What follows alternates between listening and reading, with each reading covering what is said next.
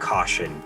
Listening to this podcast may motivate you to make positive changes in your life, identify ways to accelerate your career trajectory, and develop a path towards financial freedom. This is the Career Meets World podcast, and I'm your host, Edward Gorbis. And I've spent the last 10 years focused on helping thousands of people advance their career while in parallel teaching a secret recipe to reach financial independence. And I'm here to share the untold stories of successful people and teach thousands of listeners how to develop a growth mindset. And our minds are malleable, and everyone has the power to change their mindset through perseverance, dedication, and a passion for learning. So if you're ready to skyrocket your business and financial literacy, turn up the volume and let's dive right in. This is the Career Meets World podcast.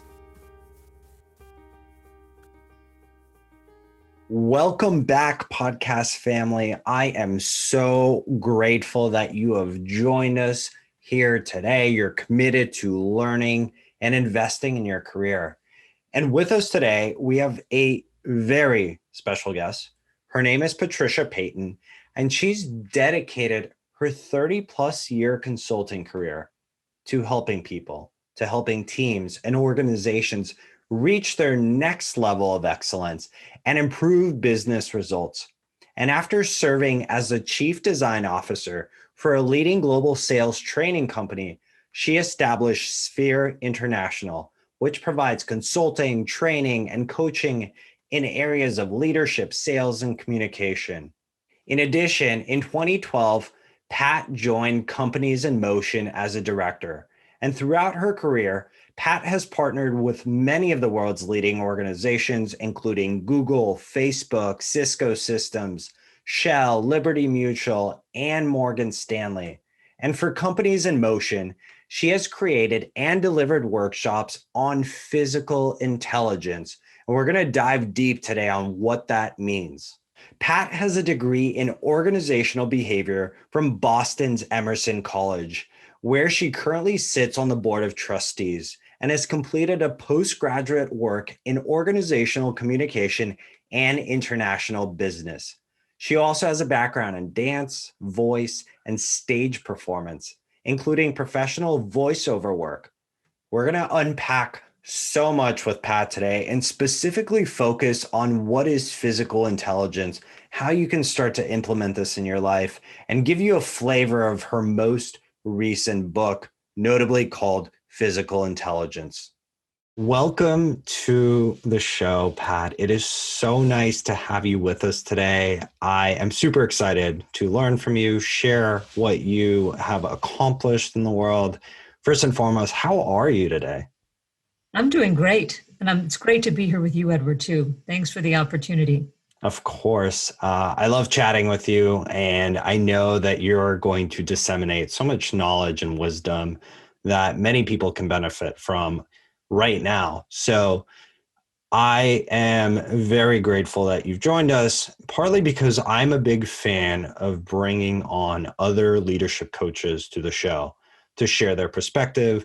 I think you and I both talked about this, where one size does not fit all.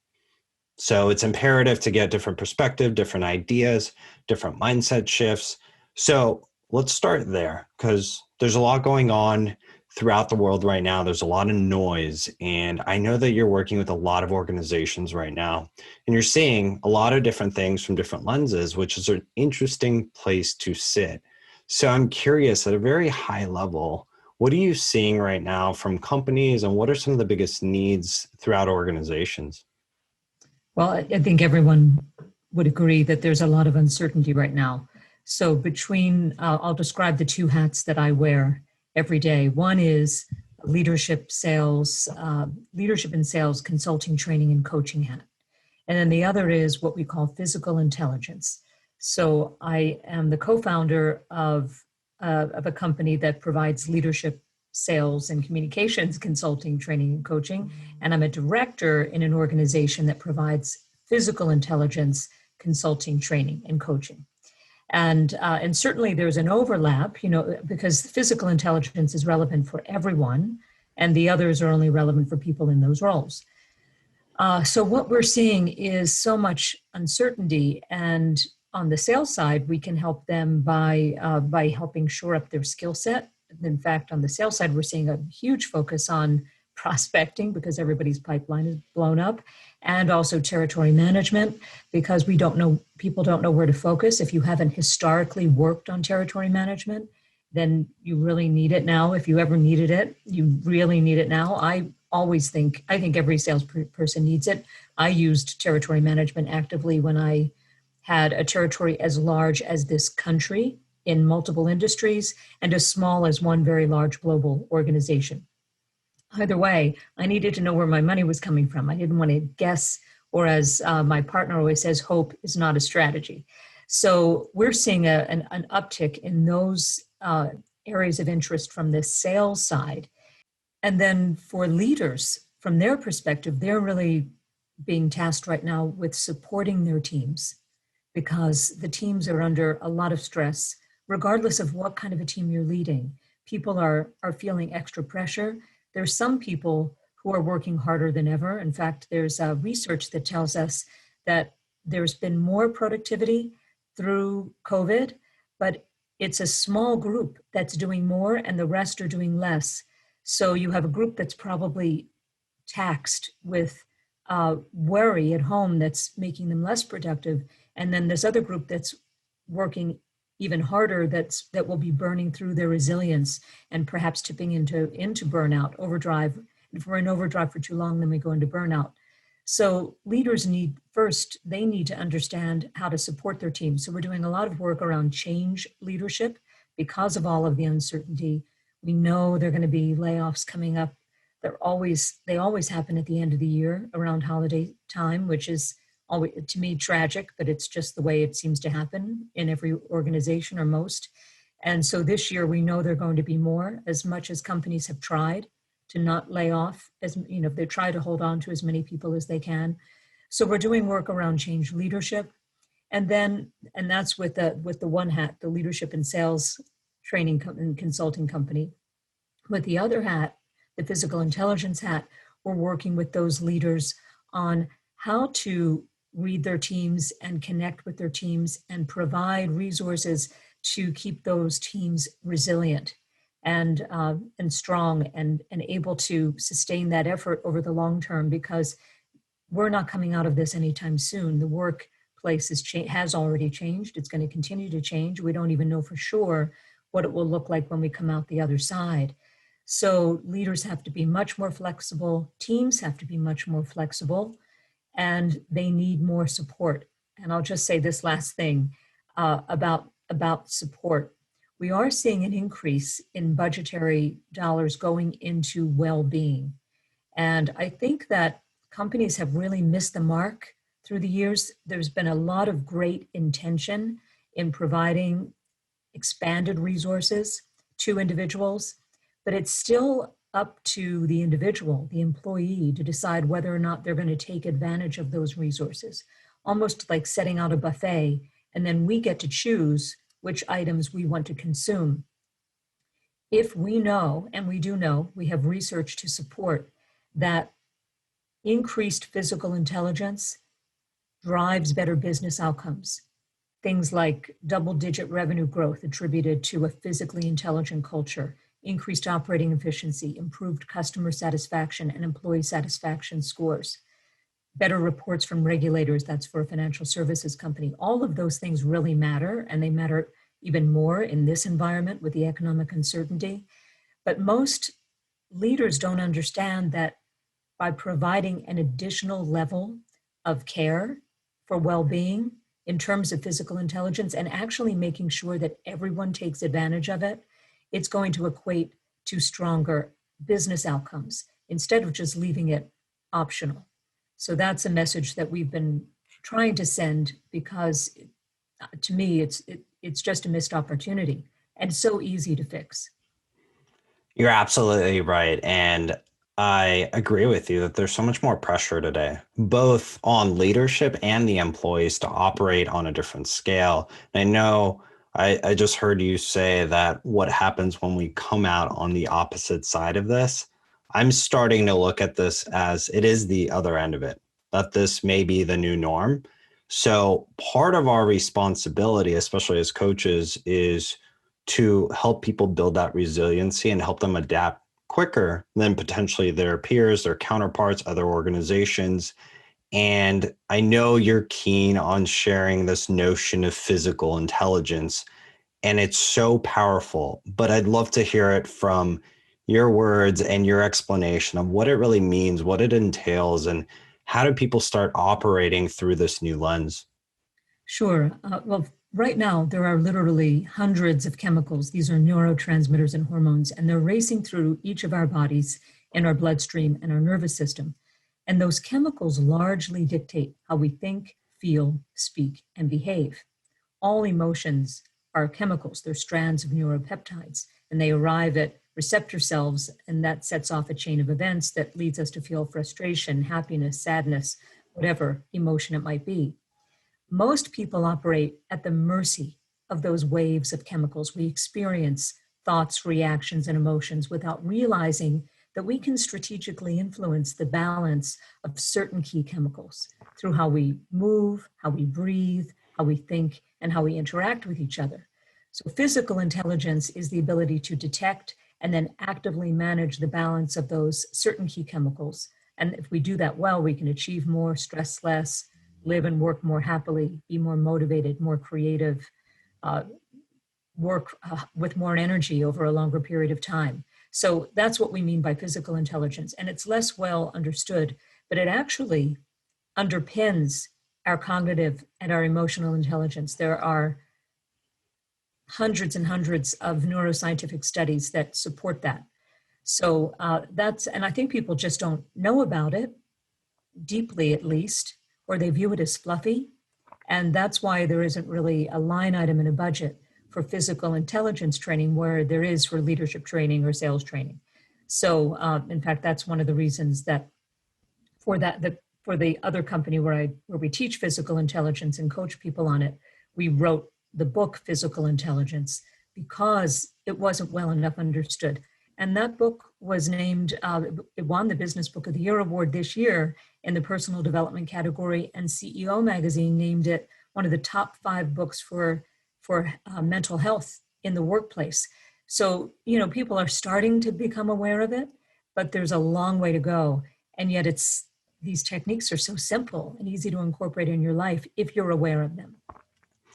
And I was just about to ask you, what are some of the books that you'd recommend? I know that you're a prolific writer and certainly have shared out a lot of this content through the book and through the work that you've done.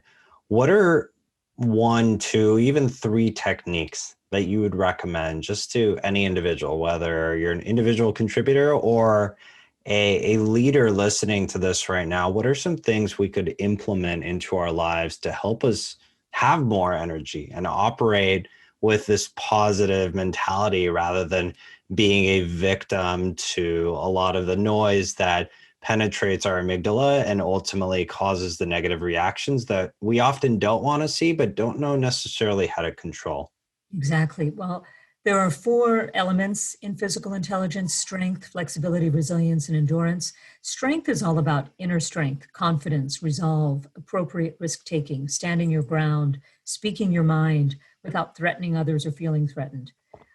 Flexibility is creativity, innovation, collaboration, agile thinking, embracing change, adapting to other perspectives and points of view, which supports diversity in the workplace.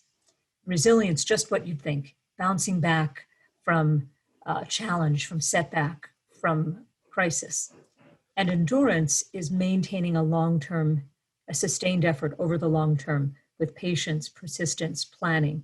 So some people, when they talk about needing resilience, they really are talking about all 4 of those.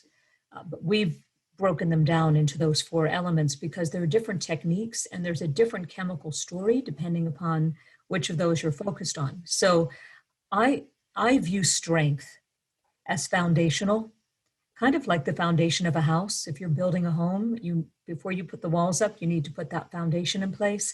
I think strength, even though it might not be, the techniques are a little bit more basic, and I'll take you through 2 in a minute, they form the foundation for the others. And those are posture and breathing. And I'll take you through what I mean in a moment, but you can't adapt to other points of view if you aren't secure in your own. So that's strength, to be secure in your own, right? Speaking your mind.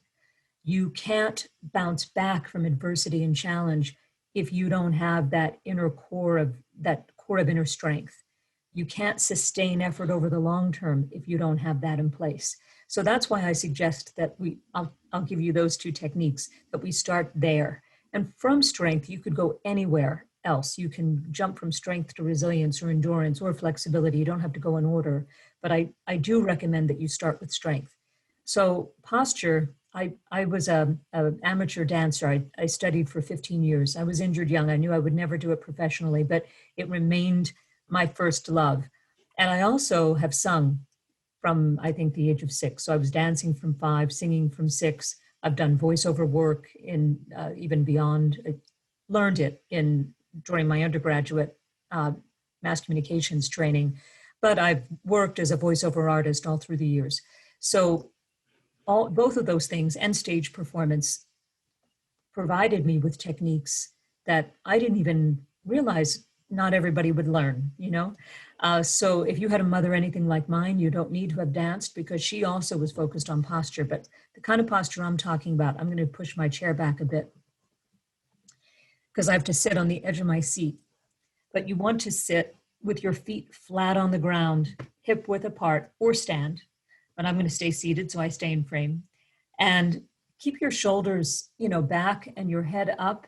Imagine that you have a string coming from the center of your head to the ceiling that suspends you from the ceiling. And that should lengthen the back of your neck. It shouldn't lift your chin, that string. It should just lengthen the back of your neck. And simply doing that, I'm 5'2", so I actually get a couple more inches, which matters when you're 5'2", maybe not in this environment, but when I'm out in the world. Your arms should be relaxed. Picture weights on your elbows, holding them down, but also picture those shoulders floating out to the sides of the room. And now your core should be engaged, but not clenched. That's the right posture. That posture actually gives your lungs room to expand. And if your lungs aren't expanding, then you're not able to breathe properly. So put the posture in place, right? Center and ground yourself, put that posture in place, and then start breathing in a paced way. And paced breathing is breathing diaphragmatically. I'm not going to describe that because it takes too long, but you can easily Google that. And if anyone out there is a singer, you already know what it is. Or if you, there are a number of other practices where you would have learned paced breathing or learned diaphragmatic breathing. Then paced breathing is finding a pace that's comfortable for you, breathing in and out in a steady, rhythmic pattern. You can breathe in and out through the nose, or you might want to breathe in through the nose and out through the mouth. That doesn't really matter. You get to choose the counts that are right for you, and it can be 4 in and 4 out, 5 in and 7 out. It doesn't have to match. If you're feeling panicked or a lot of anxiety, do aim for a longer out breath, because carbon dioxide is heavier than oxygen and it builds up in the base of our lungs. And we need that longer out breath to get that out, because when carbon dioxide builds up, it spikes our cortisol, and cortisol is our stress hormone. It's not all bad. We need cortisol to get up and out of bed in the morning. That's what wakes us up. It rises and we wake up. And it also facilitates our fight or flight response.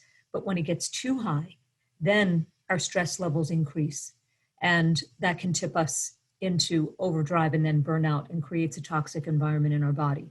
So I would say start there. If you can get your breathing right, what paced breathing does, it does 2 really important things. It releases DHEA, which is our vitality chemical. DHEA is so powerful in synthetic form that it's a banned substance for Olympic athletes, but we can make it every day just by paced breathing. And in one study in South Africa, it was a group of bankers in South Africa, Dr. Justin Kennedy, I think it was the Neuro Leadership Journal where it was published. They achieved they did paced breathing for 40 minutes a day, 20 minutes in the morning, 20 minutes in the afternoon for 21 days. And by the end, they had achieved a 62% improvement in their cognitive function. So if I could get even half of that, I'd be thrilled. So I would say aim for a minimum of 10 minutes of paced breathing a day. That you can do 5 in the morning, 5 in the evening. You can do it when you sit down when waiting for someone to join your Zoom call, or while you're making a pot of coffee or a cup of tea. Just start to remind yourself to build that practice into your day, and then it will become second nature. I can't breathe clavicular, the clavicular breathing is where you're breathing and your shoulders are moving and your chest is moving instead of your diaphragm. I'm so trained to do it diaphragmatically. I struggle to even show you the wrong way.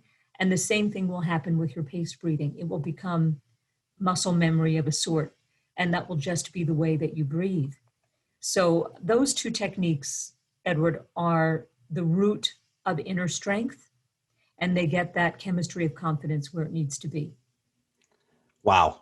That's so powerful. And as I was listening and went through the exercise myself, I could notice the change immediately.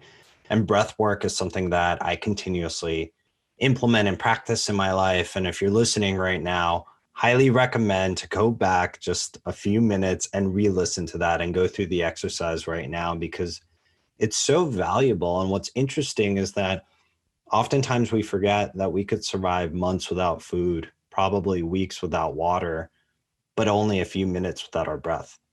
And our breath is so vital to our life and our operating system that our ability to control it and remind our body that we're not struggling to breathe, we're not struggling for survival, that the majority of the times that cortisol kicks in, we don't really have a survival game to play. We've created this game of business that influences how we behave, how we feel. And the more we're in tune and align with that, and as you describe it with physical intelligence, I think there's so much power to be gained from that. And you get back control about how you feel and how you operate throughout the day. And the ultimate goal of life, obviously, is to continuously live with joy and happiness. So I think there's so much power in learning. And to be very honest with anyone listening, I will literally order your book immediately after we're done recording, because I'm excited to tap in. I've been fascinated with this topic for the last couple of years, but there's so much more to learn. And I'm also curious, where did this passion come from, right? I think so often we all go down different rabbit holes. We have career changes. And right now is an interesting time to also look at a career change. But I'm curious for you, Pat, like, where did this passion come from to go deep on this topic? Was it your dancing career? Was it something else that sparked it? Help us understand. Sure. And before I talk about that, I want to say one thing with regard to posture and breathing. Don't confuse simple with unimportant. These are very simple techniques, and they have a significant impact on your state of mind. Most of us spend the day in front of the computer in some sort of a shape like this. One of our clients called it sitting like a cashew.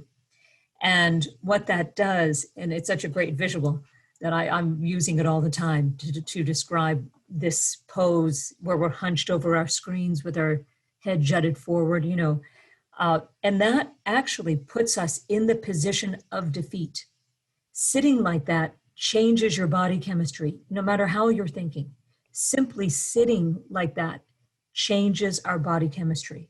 So again, don't confuse simple with unimportant. I'm constantly walking around and raising my nieces and nephews' phones in the days when I could actually go visit them, instead of hunched over the phone. Lift that up, right? So final comment on that posture breathing thing. So what motivated me to do this? Well, my whole life, what I want to help people do is be happier, be more productive, feel better about the contribution they're making. And if I can help them enhance their performance, even by a small percentage, and someone else is helping them in another way, there's that flywheel effect. So I've already been doing that my whole career. This is decades of the leadership work and the sales training and the training customer service teams and sales teams, leadership teams, or even an internal team to communicate and get a seat at the strategic table. So when a colleague and dear friend of mine met my co-author and the founder of Companies in Motion, Claire Dale, and saw some of the content, she sent it to me and said, Pat, you used to dance. Is Claire onto something? And I immediately recognized many of the techniques as things that I learned, as I mentioned, through my dance and singing background, stage background. And I never thought about building a curriculum around just those things. I brought them into presentations training or negotiations training from time to time, but I'd never thought about just a curriculum on this. And Claire had started to do research on the science behind it, because she has a background as a contemporary dancer and a choreographer with her own dance company, but also had studied science in school and had this interest in science and had started to read the neuroscience. And I knew about cortisol and dopamine and adrenaline and things like that. But obviously there's a much bigger chemical story than the ones that are already in the mainstream. So I started immediately, just thought, well, this is going to be a fascinating way to expand my knowledge and to help more people. So I decided to become a director at Companies in Motion and invest in that company. And in addition to continuing to run the sales and leadership consulting work. That's awesome. So there's so much going on right now, and you're looking through, again, an outsider's lens and partnering with so many of these companies. How are you balancing your work with two organizations and everything else you have going on in your life? It can't be easy, but there has to be a system in place. Can you share what that looks like and how you're able to stay positive, stay energized, and stay focused? You know, it's interesting because the book only became available in the US in March. So I'm still kind of on the interview circuit with radio programs and things like that. And in preparation for that, there's a PR person who helps us with that. She asked me to answer some questions. And one was, which of the four elements, strength, flexibility, resilience, and endurance, is your strongest and which is your most challenging? And I think strength is my strongest because I've been building it from a very early age. All of that dance, and even when I stopped taking dance lessons, I continued going to the gym and working on physical fitness and core strength and flexibility and all of that. So that's been in place from a very young age, the strength and even the flexibility, if you think about a dancer. And you can't free your mind unless you free your body. So there's another quick technique is to make sure that you scan your body head to toe. I do it every morning and figure out where I'm holding my tension. And then I make sure I'm releasing tension in those areas so that if my body is flexible, then my mind is flexible. Believe it or not, I'm not making it up. It's not Pat telling you, there's neuroscience behind it, but our bodies and our brains are that inextricably linked that if you are tense in your body, you're not going to be able to think as innovatively and creatively as you'd like. So start practicing yoga. So strength was already in place. Resilience is my challenge because I do work hard. I have a very strong work ethic. And one of the, if I've taken something on, I'm going to see it through. And what I'll sacrifice will be my time, much to my husband's dismay, or our time. And I have to be really careful about that in order to finish that work assignment. In the beginning of COVID, it was very challenging because we were taking a curriculum and converting everything to online delivery. So I was working crazy hours. And to me, it was necessary in order to support clients and to support our team, to keep them employed. So I'm helping two groups of constituents, both our clients, many of whom, I care about my clients' success at a very deep personal level. I'm invested in their success. I'm also invested in the success of our team. So to me, that was necessary to put that time in. And I knew I was draining the resilience tanks.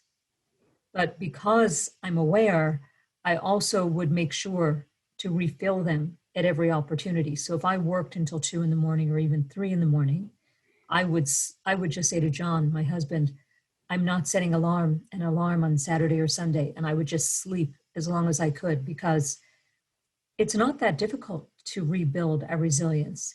You just need time away from all external noise, no social media, no television, no media of any kind, no phone. Just think of that tennis player sitting on the side of the court with that towel over their head. They're just blocking out all distractions, the fans, the competitor, the judges, everything. You just need that quiet time. And I like to meditate each morning. So I think that was enormously helpful. I did a 21-day meditation challenge in the middle of that craziness, just to make sure that I was getting it in. And I was also supported by another group of people. A group of us did it. And we reported it in every day, done day 3, done day 4. So that actually increased my oxytocin, which is our social bonding and trust chemical. And that's one of our feel-good chemicals. So retreating, eating healthfully, I always eat. I mean, it's just my lifestyle. I've always eaten healthfully. I've been off all of the bad carbs for years, and I always eat vegetables and fruit, lean protein. Most of the grains are gone, although healthy grains are fine.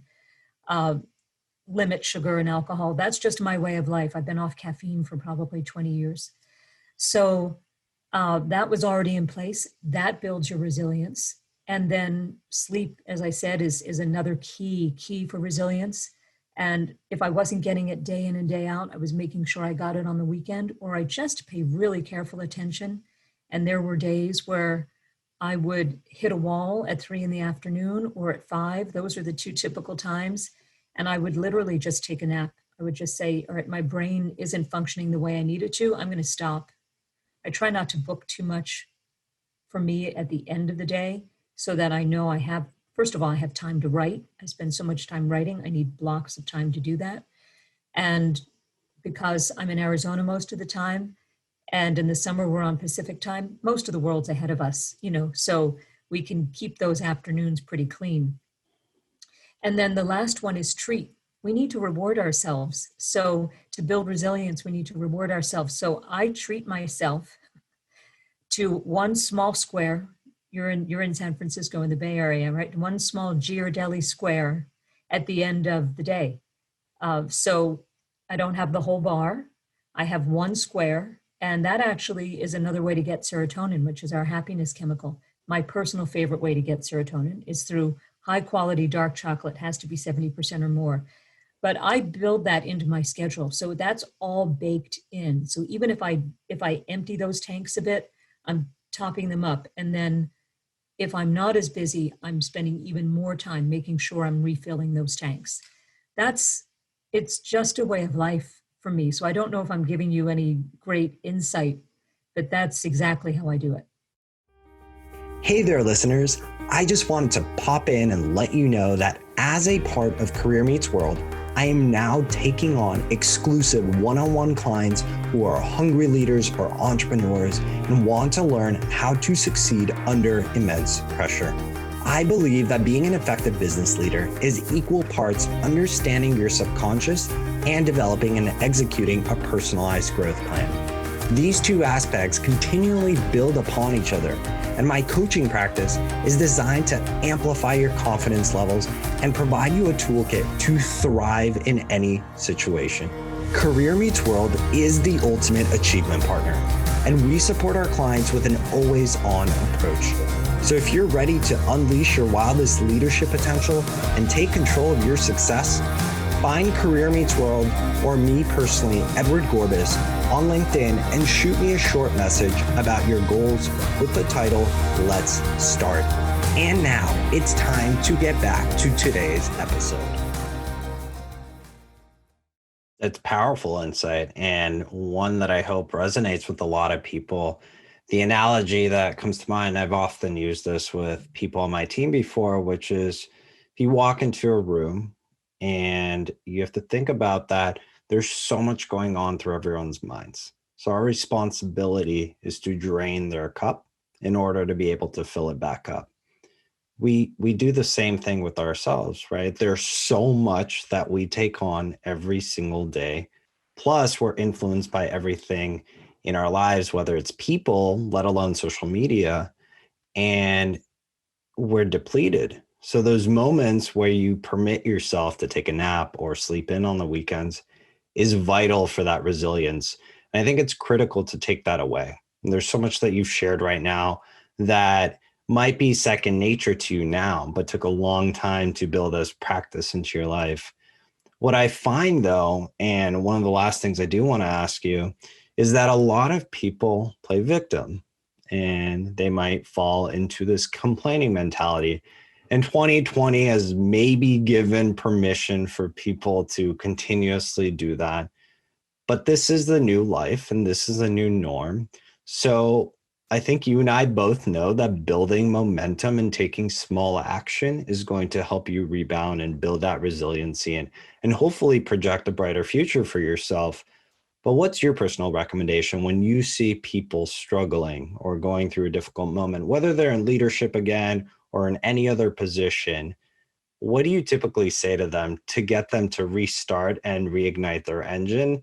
Because that is the clear message that I want to share with people today, is that you built this system, but I want to help people replicate it. Well, first, however you're feeling, it's okay because it is a tough year, whether it's COVID or the political divide or social unrest or fires and floods or who knows whatever else is going on, the things that were already challenging before all of that happened. So whatever you're feeling, just know that it's okay and you're not alone. And if you need help, go get it. There are two things. If somebody's complaining a lot, then sometimes they're lacking that inner strength. So make sure you start the posture and the breathing work right away. And then there's a technique that we call letting go.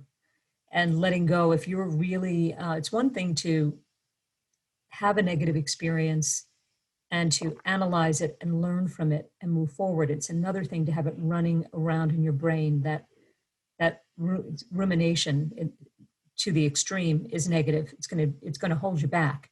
So you need to let go. And the first thing to do to let go, the first step is recovery breathing, which is that longer out breath that we talked about, to get that cortisol out of your system, that carbon dioxide, which equals increased cortisol. And then to reflect. So go back to that retreat. Think of that tennis player with the towel over their head. And my mother always said, you might try to lie to other people, but you can't lie to yourself. I would add, unless you're a sociopath. So you can't lie to yourself. So be honest with yourself about what happened. And if you need to, talk to someone you trust, talk it through with someone you trust, and lay it all out on the line, the truth of it, and figure out what can you learn from it?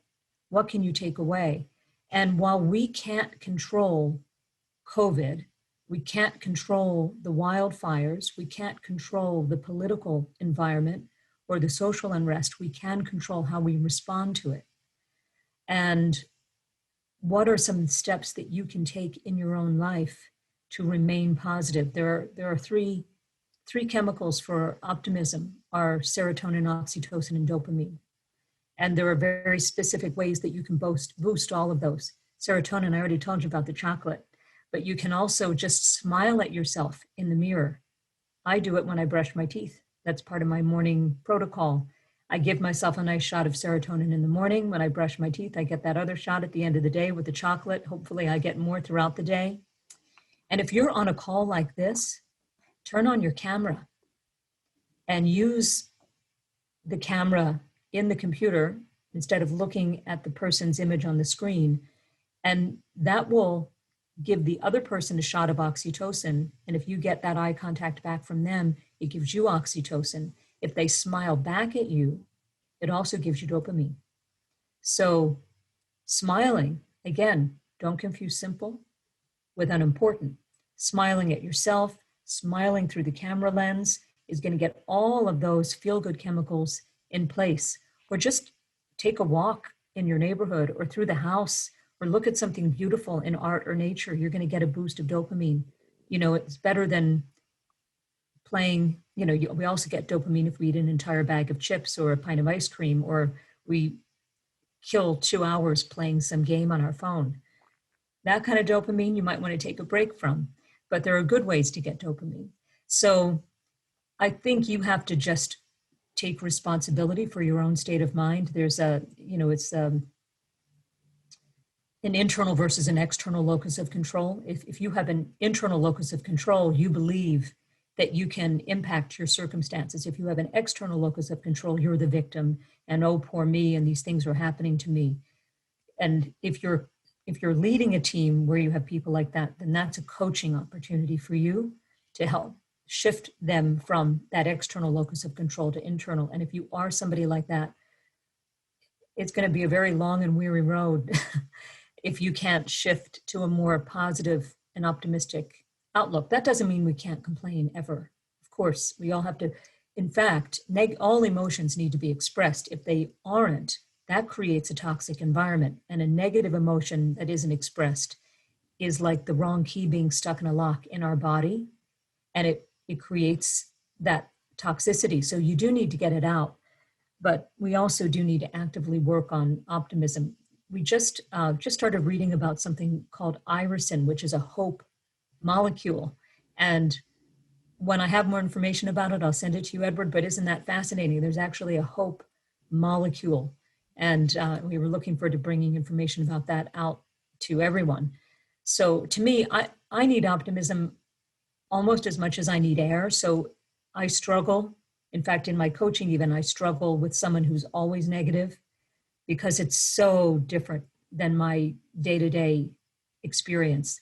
In fact, my husband and I have a deal, no negative feedback at night, because that's the time for me, at least, to recharge, to start that disconnection. I want to be able to sleep. I do care. I take things seriously. So if you're going to give me negative feedback at night, it could keep me awake. I'm not coming at you with a knife. I think it'll wait.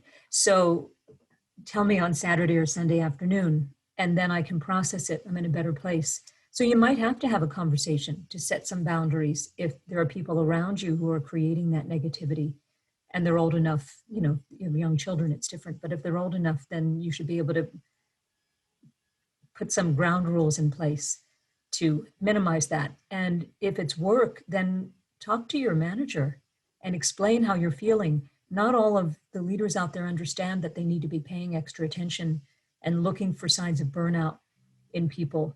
So advocate for yourself or for your colleagues. If you're doing okay, but you see other people who aren't, speak up. Absolutely. And again, I appreciate everything you just shared right now. There's so much value in understanding that it's okay to let things escape out of your body. We need to turn on that valve for a moment and let things air out. Don't ruminate in negative emotions. And I think what stood out to me, and if you have a piece of pen and paper right now or a phone, as long as you're not driving, make sure to write down the statement that Pat just said, which is, just because it's simple does not mean it's unimportant.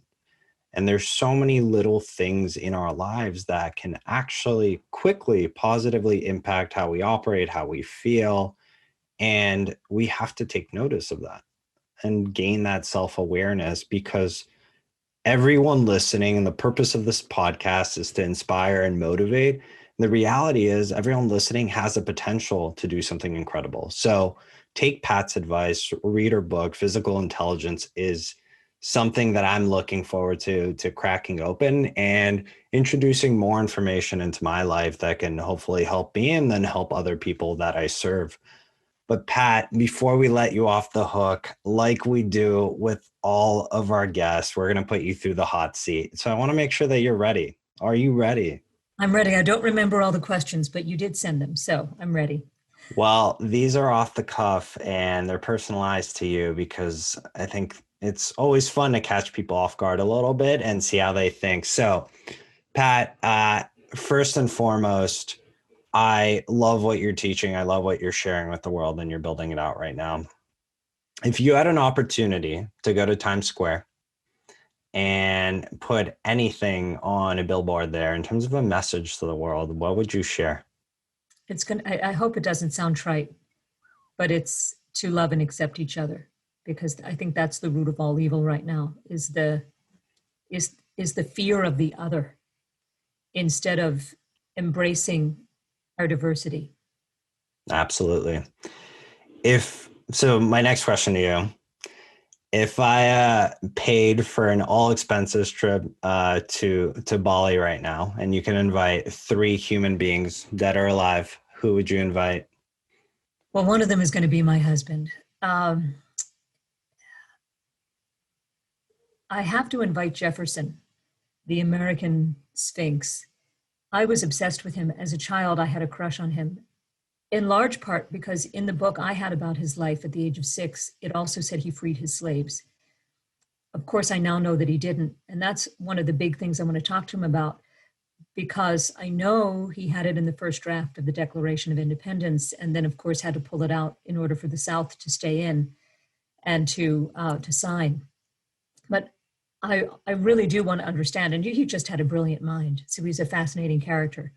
And then who's my third? I get torn between Another Day with My Mother and My Grandmother, or another great from history. So I'm going to Bali. I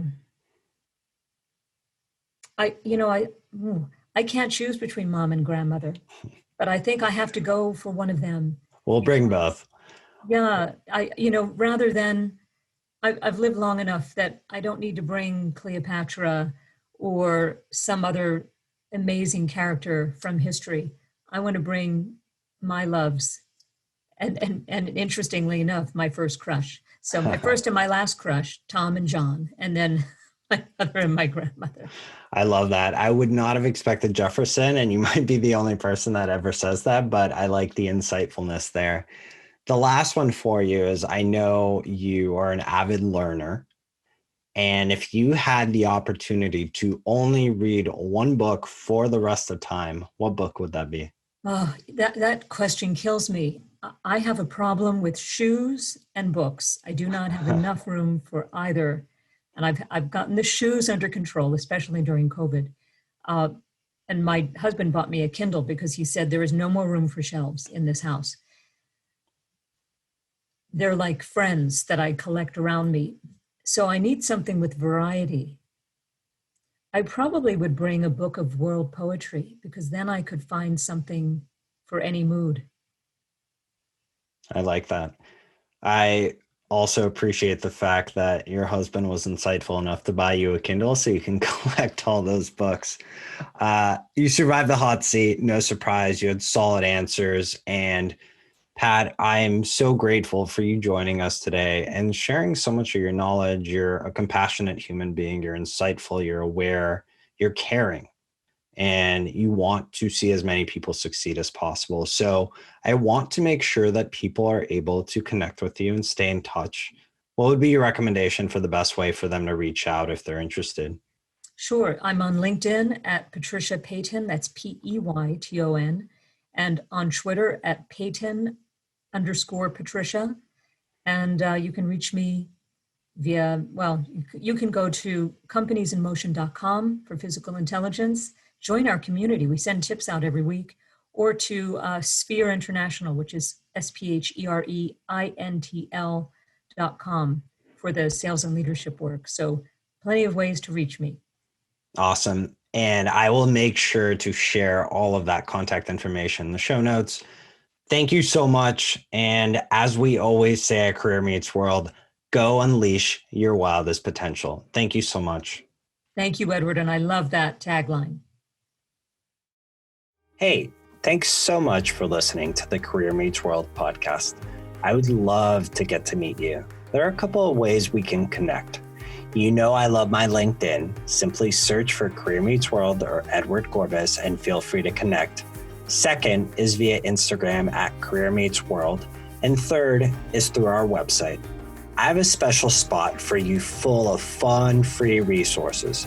All you have to do is go to careermeetsworld.com, subscribe to our newsletter, and we'll provide you the free resources to help you boost your career and reach financial freedom. And if this podcast was helpful to you in any way, please consider rating and reviewing this podcast on Apple Podcasts. This helps us help more people. Simply tap the rate with 5 stars and leave a sentence with what you liked about the podcast. Thanks so much for tuning in. Remember, strengthening your growth mindset is your ticket to success. I'm Edward Gorbis, and we'll catch you on next week's episode.